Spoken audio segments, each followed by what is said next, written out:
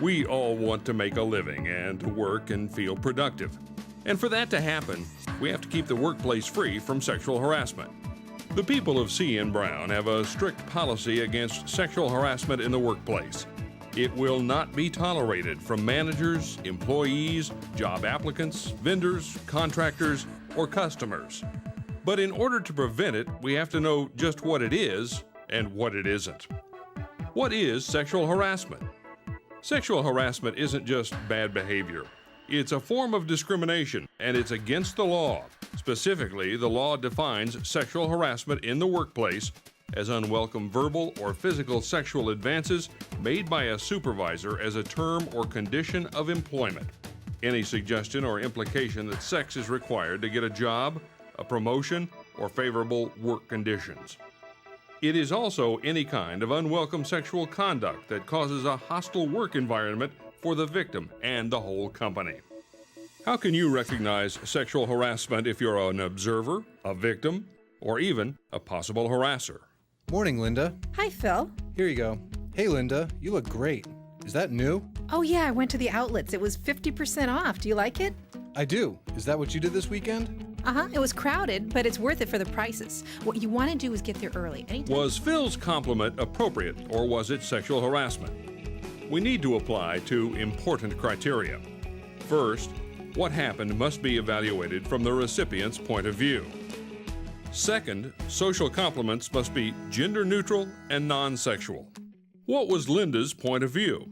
She took Phil's comment about her clothes as a friendly remark, and the compliment was gender-neutral. It could have been said about a man or a woman, and it was non-sexual. The definition of sexual harassment says this conduct must be unwelcome. This was not sexual harassment. How about this situation? Would this be sexual harassment? Hey, Cheryl, I've got 2 tickets to the basketball game Friday night. I'm wondering, would you be interested in going? Thanks for the invite, Don, but I have plans for Friday. Oh. Listen, do you need any help with that project? I might have some time after I finish that report. This does not seem to be sexual harassment. Again, first look at the interaction from Cheryl's point of view. We might not be sure if the conduct was unwelcome or not, but Don offered his social invitation in a friendly manner. It was gender neutral and non-sexual. If Don keeps asking Cheryl out and Cheryl keeps saying no, that could constitute sexual harassment. If either of these conversations, even with the very same words, were laced with sexual insinuations, suggestive body language, and an offensive attitude, they could be considered sexual harassment. Sometimes it's not so much what you say as how you say it. Before we hear more about what sexual harassment is, let's review what sexual harassment is not. It isn't socially acceptable compliments or innocent social invitations, and it isn't conduct that is invited, solicited, encouraged, or welcomed. Exchanging information and trading business-related favors are common practices in the working world. But another kind of exchanging or trading is against the law, and it's sexual harassment. It's a nice resume, Heather, but is there more? How do you mean? I need someone who'll go the extra mile, put in extra effort, be flexible. Do you understand? Well, I do think I have a strong work ethic. Perhaps I'm not making myself clear. Here, I've written my cell phone number and a place I'd like to meet you tonight to continue the interview. Over a glass of wine, if you'd like. This is the lounge of a hotel. I stay there when I'm in town. It's very convenient. I'll see you there tonight. Can I count on you, Heather? This is not the kind of situation that might be sexual harassment. This is sexual harassment. The implication by the manager that accepting his invitation to go out for a drink might mean a job offer makes it a very specific kind of sexual harassment called quid pro quo. Quid pro quo is a legal term that comes from Latin, and it means this for that. Accepting this, an unwelcome sexual advance, could mean that, a job, a promotion, better assignments, any number of things. It happens when someone at work abuses their position of power. It's wrong, and it's illegal. I like having a real man in this office, not these immature boys. I really don't think you should be doing that. Oh, go on. You like your job, don't you? I'd hate to see you have to transfer to a department that's not as friendly. She's suggesting that complying with her request will mean continued favorable job assignments. This for that. Another type of sexual harassment is just as illegal, and to some, it's more difficult to identify and prevent. It's called hostile environment harassment. Hostile environment harassment is unwelcome conduct which has the purpose or effect of unreasonably interfering with an employee's job performance or creating an intimidating, hostile, or offensive working environment.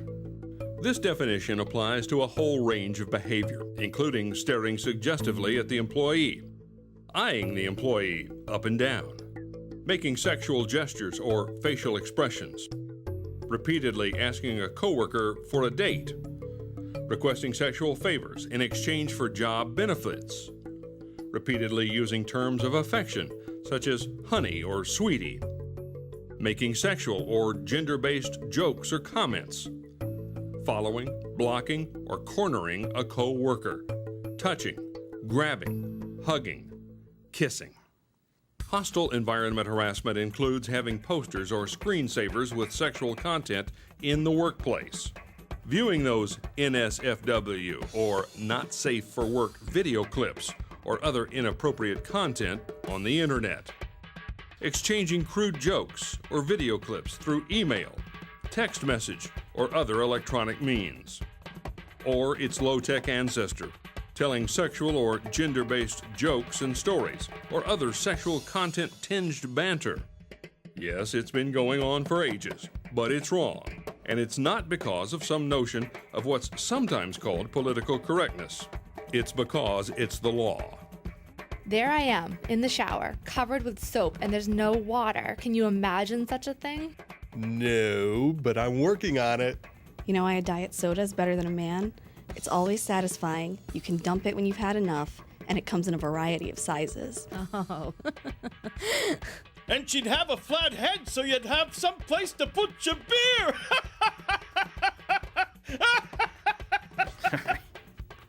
That's pretty good. I'll have to remember that. And she'd have a flat head so you'd have some place to put your beer. I don't think that's funny at all. Incidentally, the joke was just as inappropriate when the joke teller had an all-male audience. This sort of thing is not appropriate for the workplace under any circumstances. I don't know if I'll go out again with the guy I went out with last night. He was just a little too much of a flamer. I mean, just because you're gay doesn't mean you have to put it up in everyone's face like that. He was just so, oh, you bitch. David, I'm not very comfortable with this line of conversation. That's so unfair. You wouldn't say that if I was a straight guy talking about my date.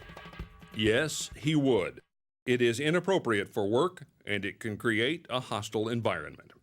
Both hostile environment harassment and quid pro quo harassment meet the legal definition of sexual harassment. It is C.N. Brown's policy that employees who violate this policy will be subject to disciplinary action at the discretion of management, including, without limitation, suspension and termination. Supervisors or members of management who violate this policy or fail to report violations of others of which they become aware will also be subject to disciplinary action, including, without limitation, suspension and termination. If you feel you've been the subject of sexual harassment, report the incident immediately to your immediate supervisor, your divisional supervisor, or any corporate officer for directions. Complaints will be investigated confidentially and thoroughly. The company will need the specifics of your complaint in writing. C.N. Brown will not retaliate or punish you for complaining about sexual harassment.